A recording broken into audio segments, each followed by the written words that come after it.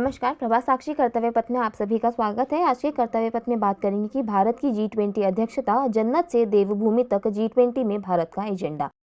तो आइए देखते हैं आज के इस कर्तव्य पथ को। लेकिन उससे पहले अगर आपने हमारे चैनल को सब्सक्राइब नहीं किया है तो जरूर कर लें, ताकि आप ऐसे ही इंटरेस्टिंग और जानकारीपूर्ण कर्तव्य पथ देख सकें। भारत G20 अध्यक्षता कर रहा है, जिसमें दुनिया के वैश्विक मुद्दों को सुलझाने के लिए बैठकें चल रही हैं। वर्ष 2023 में भारत में G20 ग्रुप की अलग अलग शहरों में अलग समिट चल रही हैं, जो दिसंबर तक जारी रहेंगी। मूल तौर पर G20 दुनिया की प्रमुख और व्यवस्थित रूप से महत्वपूर्ण अर्थव्यवस्थाओं को एक साथ लाता है। G20 इंडिया की अध्यक्षता का 7वां महीना यानी जून सफलता के साथ संपन्न हो गया है। इस पूरे महीने आयोजित की गई बैठकों में व्यापार, अर्थव्यवस्था और जलवायु परिवर्तन पर सकारात्मक चर्चा की गई। इसी कड़ी में भारत की जन्नत माना जाने वाला जम्मू कश्मीर से अनुच्छेद 370 हटने के बाद पहली बार श्रीनगर में अंतर्राष्ट्रीय स्तर की बैठक हुई है। दुनिया नए कश्मीर की विकसित तस्वीर, जलवायु परिवर्तन, आतंकवाद और महामारी का सामना कर रहा है, जो बड़ी चुनौतियां हैं। इन चुनौतियों का समाधान आपस में मिलजुल कर काम करने से निकलेगा। ऐसी ही बैठक श्रीनगर में हुई, जहां हरित पर्यटन, डिजिटलीकरण, कौशल, MSME और स्थल प्रबंधन पर चर्चा की गई। बैठक में भारत ने वर्ष 2022 में सर्वाधिक 1.88 करोड़ पर्यटकों के आगमन को जम्मू और कश्मीर में जमीनी परिवर्तन के संकेत के तौर पर सामने रखा है।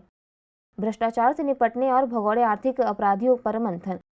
भारत ने आर्थिक अपराधियों को देश से भागने से रोकने और उदार कानूनों के साथ मित्र देशों में उनकी शरण को प्रतिबंधित करने के लिए निर्णायक कदम उठाए हैं। बैंक खातों में नगद सहायता, भुगतान सहित डिजिटल लेन देन को बढ़ावा देने से आर्थिक अपराधों पर अंकुश लगाने में काफी हद तक सफलता मिली है। 25 से 27 मई तक उत्तराखंड में हुई एंटी करप्शन वर्किंग ग्रुप की दूसरी बैठक में आर्थिक अपराधियों के खिलाफ भारत की यह प्रतिबद्धताएं दोहराई गई हैं। वैश्विक स्तर पर भ्रष्टाचार से निपटने के लिए G20 की प्रतिबद्धताओं को मजबूत करने का भी आह्वान किया गया है।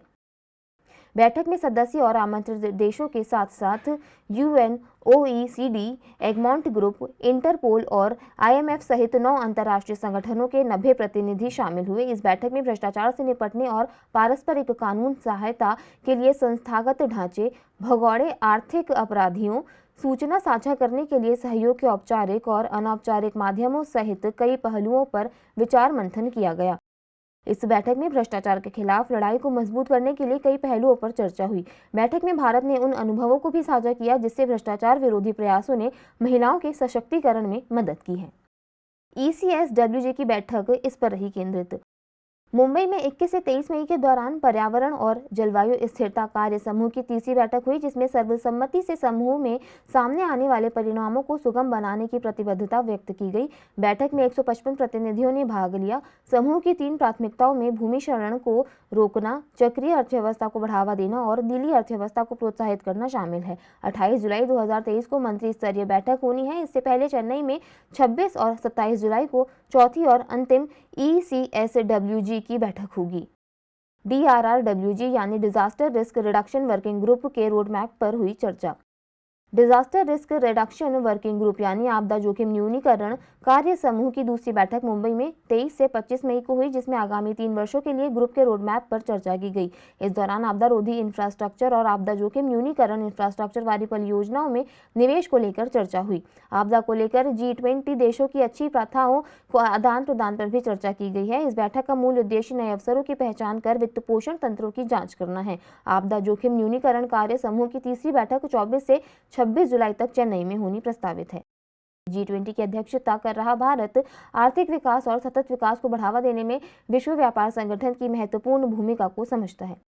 बैठक का उद्देश्य पारदर्शी, समावेशी और विकासोन्मुख सुधारों की दिशा में सहयोगात्मक रूप से काम करना है, जो सभी सदस्यों, विशेष रूप से विकासशील और कम विकसित देशों के हितों की रक्षा करता है। इस बैठक में ग्लोबल वार्मिंग व पर्यावरण को बचाने के लिए पेपरलेस सिस्टम पर भी चर्चा की गई, जिसमें कई देशों ने इस सिद्धांत का समर्थन किया है। बता दें कि समूह की तीसरी बैठक 10 से 12 जुलाई तक केवड़िया, गुजरात में होगी।